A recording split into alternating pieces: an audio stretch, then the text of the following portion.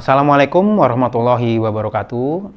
Perkenalkan, saya Ahmad Thorik. Saya dari Program Studi Teknik Pertanian Universitas Padjadjaran. Selamat datang di mata kuliah Teknik Biosistem. Dalam kesempatan kali ini saya akan menjelaskan mengenai aplikasi image processing dan UV Vis ya. Kalau kita lihat image processing itu tidak akan lepas dari yang namanya citra. Kita lihat ya, citra itu adalah pengertiannya adalah value dua dimensi f, x, y, di mana x dan y itu adalah koordinat spasial dan f pada titik x dan y merupakan tingkat kecerahan. Kemudian citra itu diperoleh dari penangkapan sinar yang dipantulkan kepada objek. Jadi setiap objek itu bisa menghasilkan citra ya. Kemudian citra itu sebagai output dari alat perekam berupa citra analog dan citra digital. Kemudian kalau kita citra analog itu adalah dihasilkan dari gambar berupa foto, kemudian sinar X, TV, nah itu kemudian foto yang dicetak, lukisan dan sebagainya itu sebutnya citra analog.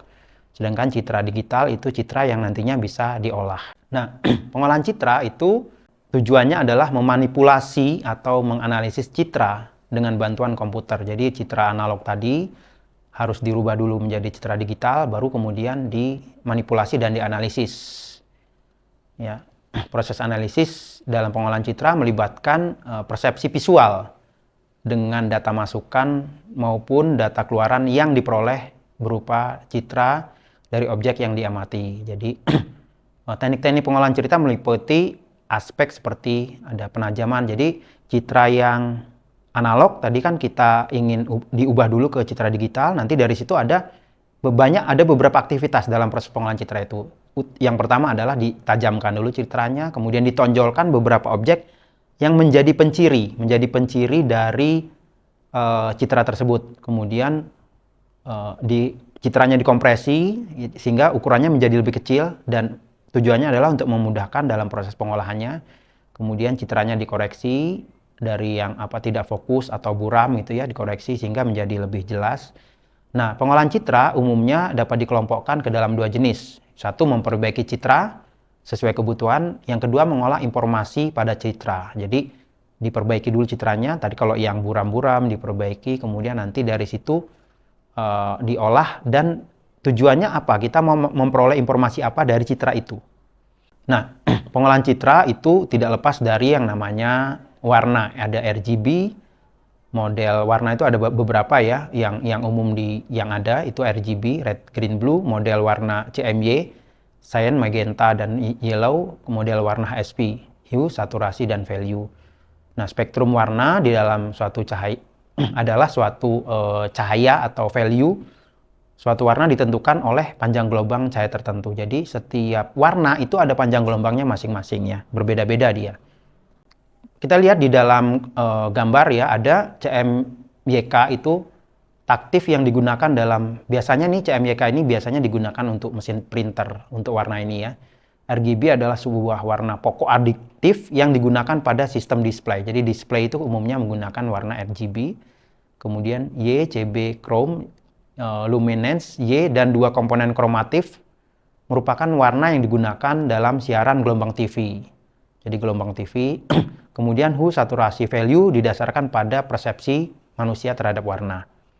Nah, ini still image processing, di mana kalau kita ingin tadi ya mengidentifikasi atau mengubah data dari citra analog ke citra digital, ada tahapannya seperti ini. Jadi yang pertama kita ambil dulu nih si objeknya, dikasih penerangan lampu, tujuannya supaya objek yang kita foto itu menghasilkan gambar yang detail dan jelas.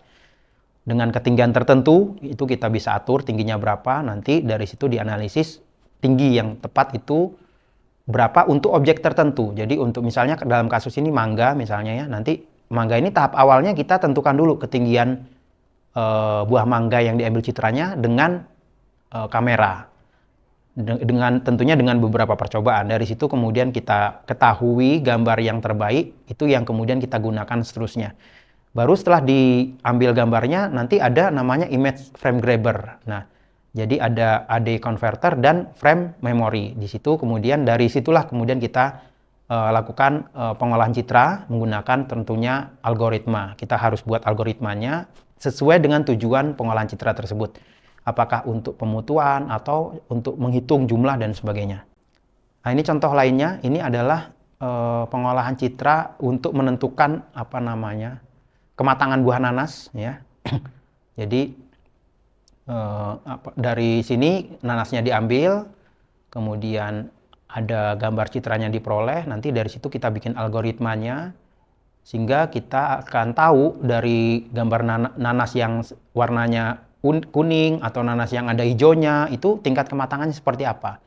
Biasanya dalam beberapa riset penelitian, aplikasi pengolahan citra ini dipadukan dengan data-data karakteristik fisik, mekanik, dan kimia dari image atau dari buah tersebut. Misalnya, kalau nanas yang matang, dia mempunyai fisik yang warna fisiknya seperti ini, kemudian kimianya, karakteristik kimia kandungan utamanya itu seperti ini, karakteristik mekanik itu berupa kekerasan itu seperti ini. Nanti dari situ kita bisa bikin model dari berdasarkan kematangan ini. Nah, ini contoh lainnya adalah ini menghitung benih udang. Nah, ini kasusnya adalah biasanya di sistem perdagangan benih ini atau di level nelayan atau petani yang menjual benih itu dihitung manual. Manual tidak jelas pasti, kadang-kadang benihnya kurang atau lebih. Maka dilakukanlah sistem pengolahan citra ya. Dengan menggunakan citra ini bisa lebih cepat. Tentunya di situ ada akurasi dari hasil image processing, kemudian algoritma yang dikembangkan ada akurasi. Apakah lebih baik atau akurasinya tentunya harus mendekati 100% ya dari yang ditargetkan gitu. Itu akan menjadi program yang dikembangkan akan lebih baik begitu. Nah, ini contoh lainnya yang dulu pernah saya lakukan ya dengan beberapa teman, dengan tim. Di sini kami membuat pengolahan citra untuk menghitung tandan buah segar kelapa sawit ya. Jadi karena yang jadi tantangan di sini adalah citranya itu diambil di lapangan, ada faktor cahaya di situ ya. Kemudian selain faktor cahaya, tinggi pokok. Di mana tinggi pokok kelapa sawit itu kalau yang pokoknya pendek di bawah 3 meter masih bisa lah kita ini ya, tapi kalau yang pokoknya sudah sampai 15 meter dan sebagainya itu kita sulit. Biasanya mereka di lapangan itu secara berkala atau secara rutin itu melakukan hitung manual. Berapa sih jumlah pokok di areal tertentu? Tujuannya apa? Nanti mereka untuk merencanakan produksi.